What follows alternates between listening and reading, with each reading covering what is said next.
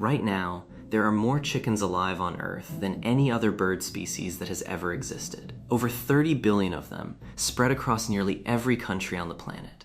That's more chickens than there are humans, by a factor of about 4. And if you tried to guess why humans domesticated them, the answer feels obvious. Food. Eggs in the morning. Meat on the table. A reliable, easy source of protein that any farm could raise. That explanation makes perfect sense. There's just one small problem. It's wrong. For thousands of years, humans kept chickens and barely ate them at all. To understand what actually happened, you have to go back to the forests of Southeast Asia, roughly 6,000 to 8,000 years ago.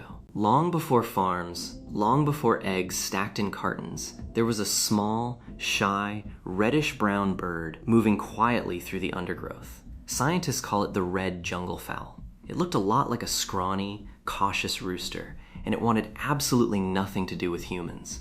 Wild jungle fowl are nervous, easily startled, and quick to disappear into cover at the slightest disturbance. Nobody was walking up and grabbing one. If early humans wanted this bird, they had to earn it. But something changed the moment humans started farming rice and millet. Grain fields meant spilled seed. Spilled seed meant insects. Insects and leftover grain meant an easy meal for any bird willing to get close enough. And jungle fowl, cautious as they were, couldn't resist the buffet sitting right at the edge of human settlements. Slowly, generation after generation, the boldest birds crept nearer. The ones too nervous to approach missed out on the food. The ones willing to take the risk thrived. Humans didn't have to hunt this bird down. It walked toward them on its own, drawn in by the accidental byproduct of farming something else entirely.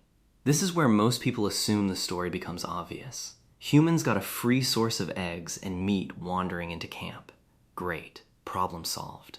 Except that's not what happened next. Because early humans didn't primarily want this bird for its eggs. They wanted it for something much stranger. They wanted it to fight. Male jungle fowl come with a built-in weapon system. Sharp leg spurs, aggressive territorial instincts, and an evolutionary drive to challenge other males for dominance. In the wild, this behavior exists so the strongest bird gets to pass on its genes. But humans looked at 2 roosters squaring off and saw something else entirely. Entertainment. Competition. Something worth betting on. Archaeological and genetic evidence increasingly points toward cockfighting as one of the earliest and most important reasons humans began deliberately keeping and breeding these birds, long before large-scale egg or meat production existed. This wasn't a minor side hobby either. Cockfighting spread across ancient Southeast Asia, into India, and eventually into Greece and Rome, where it became a major cultural institution. Roosters were bred specifically for aggression, size, and stamina. Some accounts describe hungry, food-motivated roosters as favorites to win a match, while indifferent birds were expected to lose. People weren't managing a food animal. They were managing an athlete. Think about how strange that is. One of the most successful domestication stories in human history didn't start with hunger. It started with humans wanting to watch 2 birds fight each other, and being willing to breed, feed, and care for an animal for that reason alone. And cockfighting wasn't the only non-food role these birds played.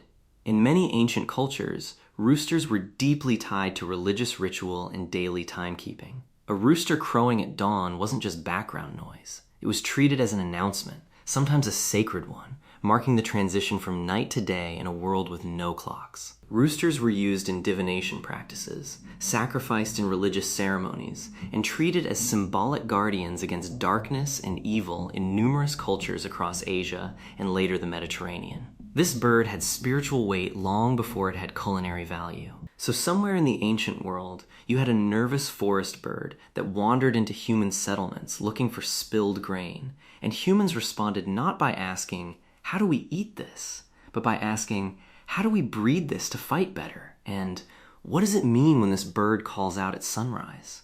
Meanwhile, the eggs mostly just happened. Wild jungle fowl lay only a couple of small clutches of eggs per year, tightly tied to seasonal breeding cycles, similar to most wild birds. That's a far cry from a modern hen laying an egg almost every single day. For chickens to become the egg-laying machines we know today, something in their biology had to change dramatically. And it did, but slowly, almost accidentally, as a side effect of something else. As humans selected roosters for aggression and size, And as populations of these birds lived closer to reliable food sources with less seasonal stress, changes began appearing in their reproductive biology as well. Genetic research has identified changes tied to hormone regulation, specifically genes influencing the thyroid, which normally governs a bird's seasonal breeding clock. Over countless generations, that seasonal restriction loosened. Hens capable of laying eggs more consistently throughout the year simply produced more offspring than hens that couldn't.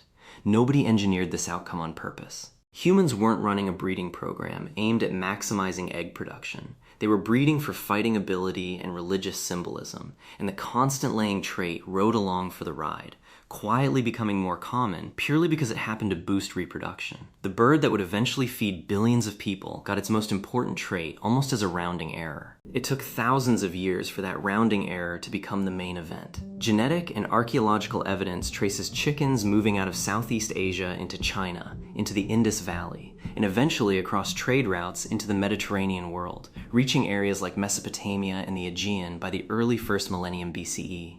And even as chickens spread across continents, meat and eggs remained a secondary use for a surprisingly long time. Chicken bones show up far less frequently than cattle, pig, or sheep bones at many ancient sites, specifically tied to food consumption, reinforcing that this bird's early economic role was smaller and more symbolic than practical. For a very long stretch of human history, if you wanted reliable meat, you were probably not looking at a chicken. The shift toward chickens as a dominant food source happened far more recently than most people assume, really accelerating within just the last 100 years or so, driven by industrial-scale selective breeding, focused specifically on rapid growth and consistent egg output. Modern broiler chickens, the ones raised specifically for meat, reach a market weight today in a fraction of the time it took chickens even a few generations ago, the direct result of intense genetic selection layered on top of thousands of years of far more casual, incidental breeding. In other words, the chicken you're most familiar with, plump, fast-growing, laying constantly, is an extremely recent invention sitting on top of an ancient foundation that had almost nothing to do with dinner.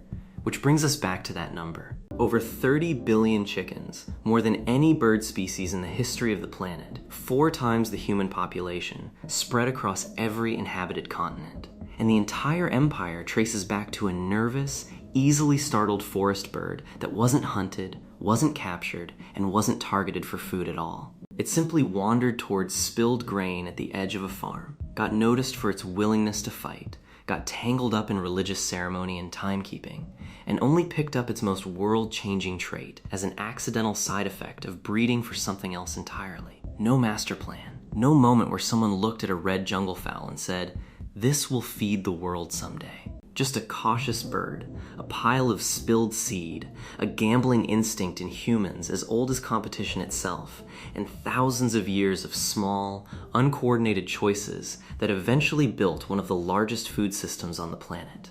And the next time you crack an egg into a pan without thinking twice about it, remember that for most of the bird's relationship with humans, that egg wasn't even the point.